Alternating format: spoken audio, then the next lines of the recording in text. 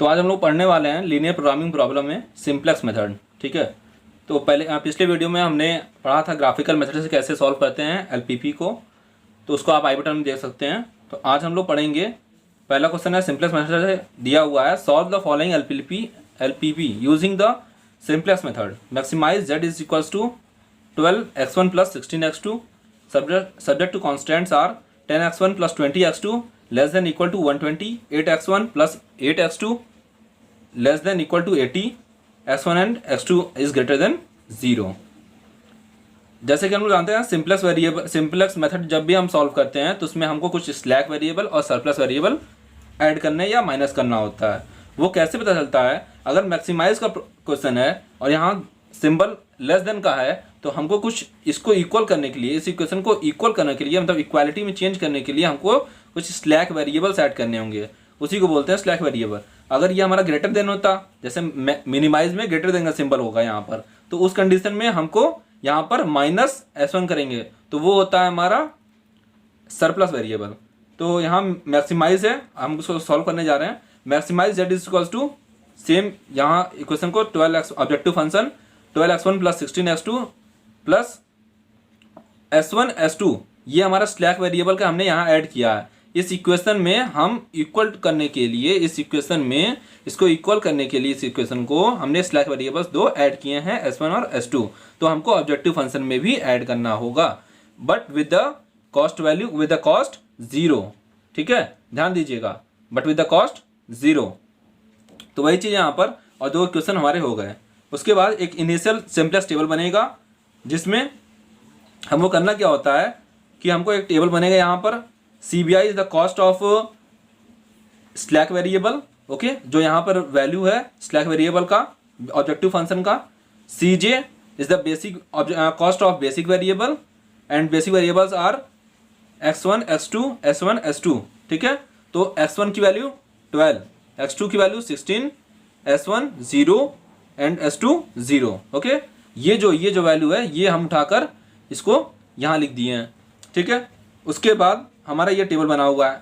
अब उसके बाद x1 के सामने, x1 के साथ कॉस्ट है हमारा 10, x2 के साथ 20, s1 के साथ 1 और s2 है नहीं इसलिए उसको हमने 0 मान लिया।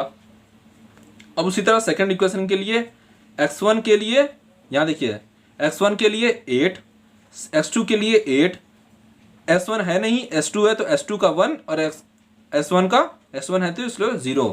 उसके बाद ये जो हमारा इक्वल टू में है उसको हमने सॉल्यूशन में लिख लिया। ठीक, और ये जो 0 है वो हमारा स्लैक वेरिएबल का कॉस्ट है।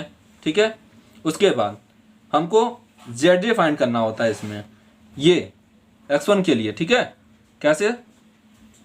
0 इंटू ये वाला 0 इंटू 10 प्लस इसको ब्रैकेट में 0 इंटू 8। ठीक, तो 0 0 ये 0 हो जाएगा। तो इसी तरह जब हम 0 से किसी भी नंबर का मल्टीप्लाई और फिर उसको ऐड करेंगे तो 0 ही आएगा, तो उसको हम 0 हो जाएगा। उसी तरह 0 into 20 plus 0 into 8 0, 0 into 1 plus 0 into 0 0, 0 into 0 plus 0 into 1 0, ये हमारा हो गया। अब उसी तरह सॉल्यूशन के लिए भी हमको फाइंड करना होगा, तो 0 इंटू 120 प्लस 0 इंटू 80, ये 0 हो गया। ठीक, उसके बाद हमको इसमें CJ माइनस ZJ फाइंड करना है। ठीक है, हमने यहाँ तक कर लिया था, अब हमको CJ माइनस ZJ फाइंड करना है। तो इसके लिए क्या करेंगे, CJ माइनस ZJ। ठीक है, 12 माइनस 0 12, 16 माइनस 0 16, 0 माइनस 0 0, 0 माइनस 0 0। ठीक, ये हमारा फाइंड हो गया। इसमें हमको अब इसके बाद हमको कुछ की कॉलम फाइंड करने होंगे, कुछ की रो फाइंड करने होंगे और फिर की एलिमेंट। वो कैसे फाइंड होगा आइए देखते हैं। ऑप्टिमैलिटी कंडीशन कैसे चेक करते हैं? फॉर मैक्सिमम, अगर मैक्सिमम क्वेश्चन है तो all CJ minus ZJ values are less than and equal to 0। ठीक है, and for minimum all CJ minus ZJ greater than equal to 0। तो देखिए यहाँ पर देख सकते हैं, तो CJ माइनस ZJ की वैल्यू जो है 0 के इक्वल और लेस देन होना चाहिए, मतलब माइनस में आ सकता है पर प्लस में नहीं। तब यहाँ प्लस आ गया है तो क्या करेंगे, तो यहाँ 12 है, यहाँ पर 16 है। तो इसमें जो हमारा अब ये दो वैल्यू हमारा ग्रेटर देन 0 है, ठीक है। तो हम इसमें हाईएस्ट सेलेक्ट करेंगे, ठीक है, हम इसमें हाईएस्ट सेलेक्ट करेंगे। उसके बाद इसके जो सामने वाला जो कॉलम होगा, ठीक है, जो सामने वाला कॉलम होगा मतलब ये वाला, ठीक है, इसको बोलते हैं की कॉलम, ठीक। अब उसके बाद हमको रेशियो फाइंड करना होगा। तो 120 डिवाइड बाई की कॉलम, 120 डिवाइड बाई 20 ये आएगा 6। 80 डिवाइड बाई 8 ये आएगा 10। अब इन दोनों में से मिनिमम सेलेक्ट करेंगे और इसके सामने वाला जो रो होगा वो होता हमारा की रो, और ये जो इंटरसेक्शन, ये इंटरसेक्शन जो इंटरसेक्ट कर रहा है दोनों को, जो मिडिल वैल्यू, इसको बोलते हैं key element. And for optimality test we have to choose the maximum from this, okay, and we have got the key column, key row and the key element, and then for this we have to again make a iteration table number first. see here, जैसा कि हम लोग इस video इसमें फिर से हम लोग बनाएंगे जैसा टेबल हम लोग बनाए थे पिछले, अभी यहाँ पर, ठीक है, इनिशियल सिंपलेस्ट टेबल, हमारा इटरेशन टेबल बनेगा।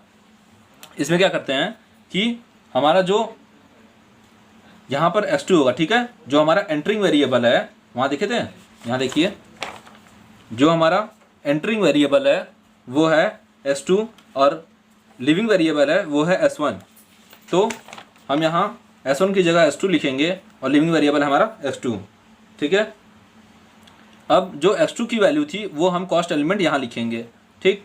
उसके बाद जो हमारा x1 का वैल्यू कैसे फाइंड होगा, we have to divide 10 divided by 20, 10 divided by 20 means 1/2, 20 divided by 20 1 for s1, 1 divided by 20 1/20, and for this 0 divided by 20 0, and for this 120 divided by की एलिमेंट, that is 6, ओके।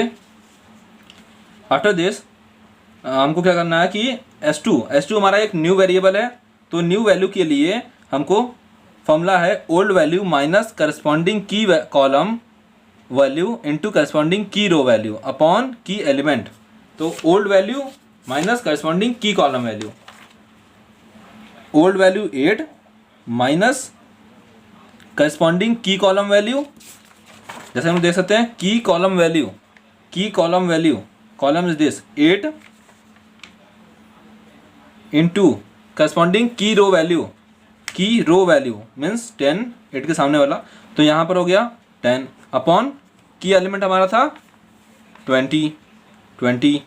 तो इसको solve करेंगे तो 8 minus 80 upon 20 is equal to 8 minus 4, that is 4, okay। like this we have to do for all the values। zj के लिए 16 into 1/2 plus 0 into 4 8, 16 into 1 plus 0 into 0 16, 16 into 1/2 16 into 1/2 plus 0 into minus 2/5, 16 into 0 plus 0 into 1 0, ठीक। इसके बाद हमें क्या करना है, CJ minus ZJ find करना है। तो CJ minus ZJ 12 minus 8 4, 16 minus 16 0, 0 minus 4/5 minus 4/5, 0 minus 0 0, ठीक। फॉर ऑप्टिमैलिटी मैंने यहाँ बताया, फॉर ऑप्टिमैलिटी चेक करने के लिए for maximum all CJ minus ZJ should be greater less than and equal to 0। तो ये ठीक है, माइनस लेस देन, ये लेस देन है 0 इक्वल टू 0 0, बट ये जो वैल्यू हमारी ये ग्रेटर देन 0 है। तो इसके सामने वाला जो कॉलम होगा वो हमारा की कॉलम होगा, और इसको हम डिवाइड करेंगे 6 divide by 1/2 12, 32 divide by 4 8। Okay, from, और इसमें से हमको मिनिमम सेलेक्ट करना होता है, तो 8 is the minimum. And from, इसके सामने वाला जो कॉलम होगा ये होता है की रो, और इसको बोलते हैं की एलिमेंट। ओके, तो हम फिर से एक टेबल बनाएंगे। जैसा कि हमको यहाँ पर 4 एक पॉजिटिव वैल्यू मिल गया था ग्रेटर देन 0, तो उसके लिए हमको फिर से इसको नेगेटिव या 0 इक्वल टू 0 करना है। तो उसके लिए फिर से एक टेबल बनेगा, इटरेशन टेबल सेकंड, जिसमें सी हमारा जो लिविंग वेरिएबल होगा वो s2 होगा और एंटरिंग वेरिएबल होगा वो x1 होगा। ठीक है, तो x1 हमने s2 की जगह लिख लिया।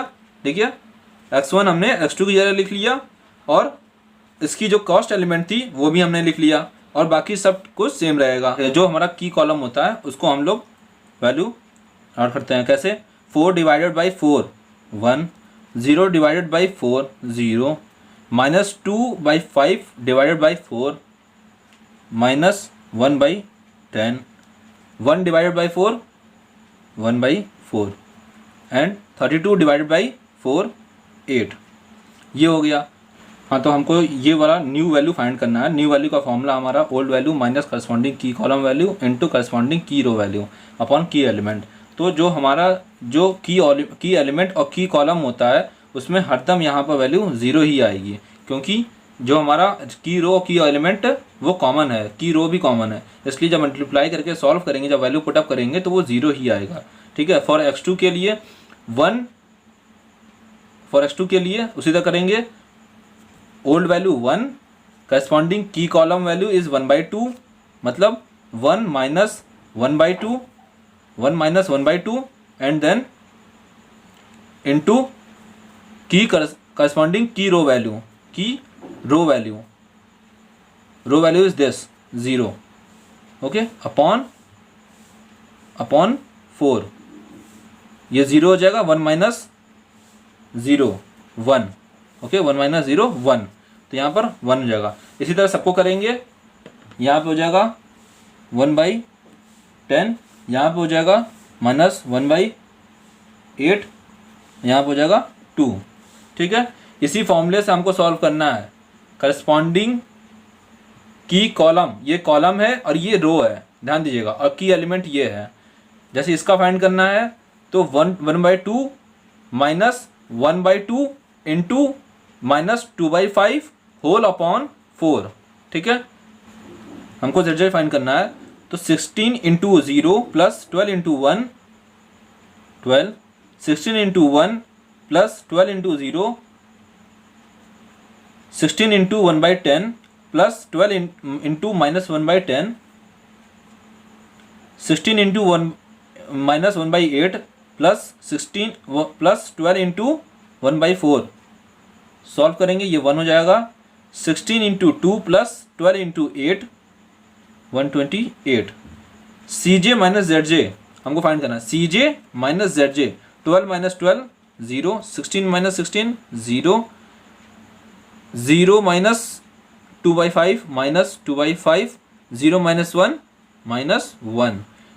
जैसे कि ऑप्टिमलिटी टेस्ट के लिए मैंने बताया था, यहाँ पर आपको देख सकते हैं, for maximum all CJ minus ZJ should be less than and great equal to 0, 0 0 minus and minus, it means hence proved। ये हमारा ऑप्टिमलिटी प्रूफ हो चुका। Okay, stay tuned, thank you.